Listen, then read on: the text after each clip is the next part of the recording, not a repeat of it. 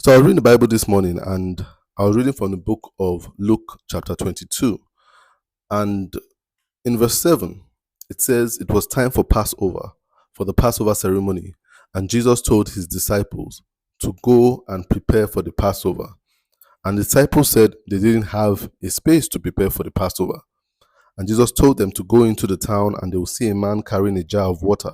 They should follow him, and the house he enters, they should enter the house with him and tell the owner of the house that Jesus says he needs to have a Passover or celebrate the Passover ceremony with his disciples. And the owner of the house will show them a guest room that is already furnished for the Passover. And there they should prepare for it. And the disciples went into town and everything played out exactly the same, the way Jesus had told them it would play out. And they prepared for the Passover in that room. And this struck me. One interesting thing struck me about this part of the Bible. And what struck me was the fact that there's a difference between provision and preparation. Provision and preparation. Jesus was asking his disciples to go out and prepare for the Passover. But they were telling him that they didn't have a place provided. And Jesus told them there was already a place provided. All they needed to go was to see the signs and follow the signs and get to the space, but the place was provided. And when they got to town, they followed exactly all the signs that Jesus told them. And they got to the room, it was already furnished. So I asked myself, what provision, what preparation were they making? What were they preparing for? So I had to research, what preparations do you do when you are celebrating the Jewish Passover? So I had to research that. And there are quite a number of things. Number one, cleaning. They said they had to clean. Cleaning is very important. You must clean the room, clean the furniture, make sure there's some sanitation. Number two, setting aside the utensils. So there's a way in which you place the utensils, you dedicate the utensils that you're going to use. Very important. Gathering items. So they say you must gather some items. There are some certain plates you must get. There are also some things like bitter herbs, eggs, roasted shank bone, chutney, green vegetables. You must get those things. It says preparing of the food. You must prepare the food. So you must make the bread, prepare all those things, and then you must get wine. You must get wine to use for the Passover. And that kind of struck me, that even when God makes provision, he expects us to do the preparation. A lot of times we pray for God's provision, but then we do not prepare. And that means that as the disciples were going into the provision that God had made for them, they had to be getting some things like the eggs, the chutney, the green vegetables. They had to be getting all those things, even though they didn't even do it. They were still holding on to the faith that the room would be available. They had to get all those things. They had to get all the things they were going to use to clean the place. They had to get all those things. Get the wine. Even though they had not seen the room. God gives us the assignment of preparation. A lot of us spend so much time asking God for certain things. My question is, are you keeping up to your own end of preparing? Because you know what? If they didn't prepare, they would have gotten to the room and the Passover ceremony would still have failed because there was no preparation made. For the vision to work out, you must trust God for provision. But then you must work at preparing. You must work at preparing. That's the difference between hustle and godly, graceful work. When you hustle, a hustler is someone that tries to do the provision and the preparing at the same time. A hustler doesn't trust God. A hustler has no patience for God. When God is saying, go into the town, see this sign, see this sign, see this sign, the hustler is saying, no, that's too far-fetched. I'm going to go there and try to beg for a room and try to see how I can put money together to rent a room and stuff like that. That's what the hustler does. Then when he has labored himself getting that room, he now starts to prepare.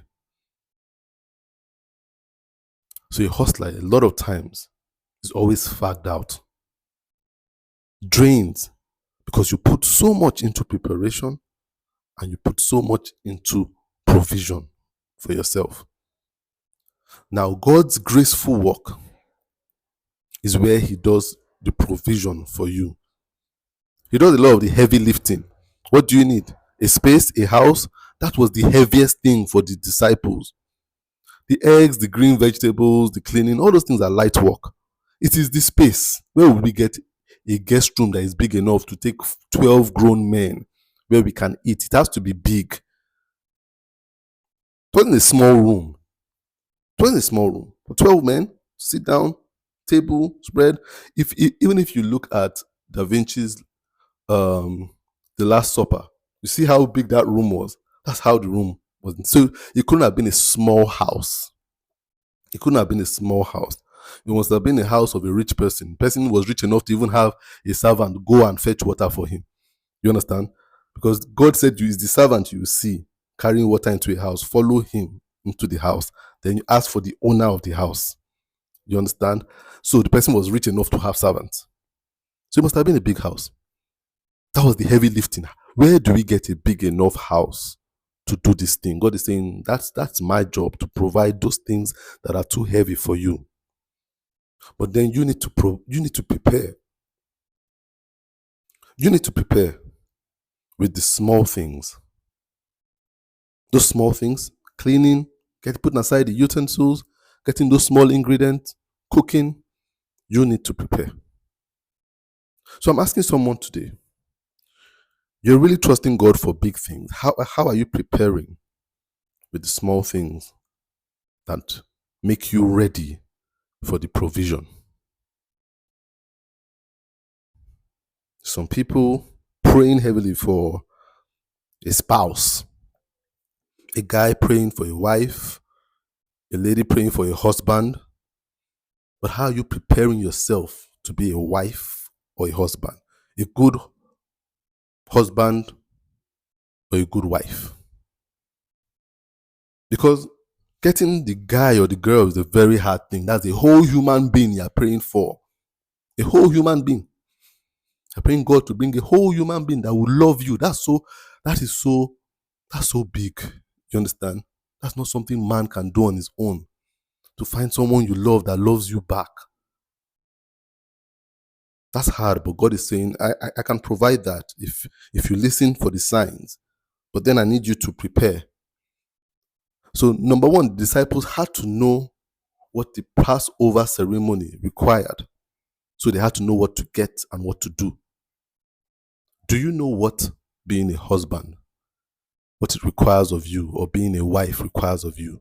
Are you doing your own homework to know, okay, what does it require of me to take care of this provision when it comes? How are you preparing? How are you preparing? Are you taking care of yourself physically? Character-wise, are you developing your character to the point whereby somebody would be glad to have you as a husband and a wife? The way you talk, you know how to talk kindly? Are you accommodating? Even as you look towards that provision. A lot of people pray to God to give them children. Also a very, very Herculean task for man to do. Man can't do it on its own. On his own, that process of a child conception is a miracle, pure miracle. Pure miracle. But then you're trusting God. God provide child. But how are you preparing yourself for parenting? How are you preparing yourself for parenting? Before the child comes, how are you preparing? Are you reading books about parenting?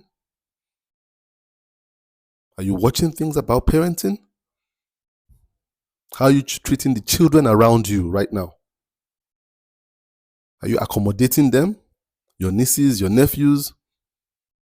Do you accommodate them? But then you're praying that one day you have your own children. But are you equipping yourself for that provision? Some of you are praying for jobs, great jobs, in great companies, with great pay. But how are you preparing yourself to be a model staff? How are you preparing yourself to be an example in your workplace? How are you preparing yourself to add value to any company that you're at? Are you tardy to the job you're going to right now that is not good enough? Or do you get there early? Do you do your work well? How are you preparing yourself? So the business person, praying, big client should come. A big client, well-paying client, get them to put you on retainer. But how are you preparing yourself as a business? Do you have integrity? Are you developing your skill to the point whereby when they ask who is the best, it's unarguably you? Are you cutting corners? Do you have integrity with money? Do you keep to time, even with the small clients you have, while you are trusting God to provide bigger clients? Are you preparing yourself as someone of integrity that delivers when they say they are going to deliver? When the client overpays, do you call their attention and return the money back to them? Do you have good customer service? It's not all about provision. The mission gets done when provision meets preparation. The disciples had to prepare. God sent them to prepare for the Passover to hold.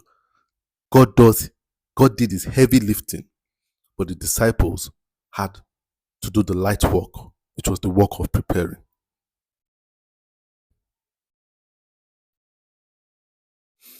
I hope someone is listening out there today. You're trusting God. You're believing God for something big, something awesome. But ask yourself, are you preparing? As you walk towards that destination of provision, are you a prepared person? Are you prepared for this thing that you're expecting? My name is Tola T.A. Alabi, and you've been listening to my podcast, ProUp Masterclass.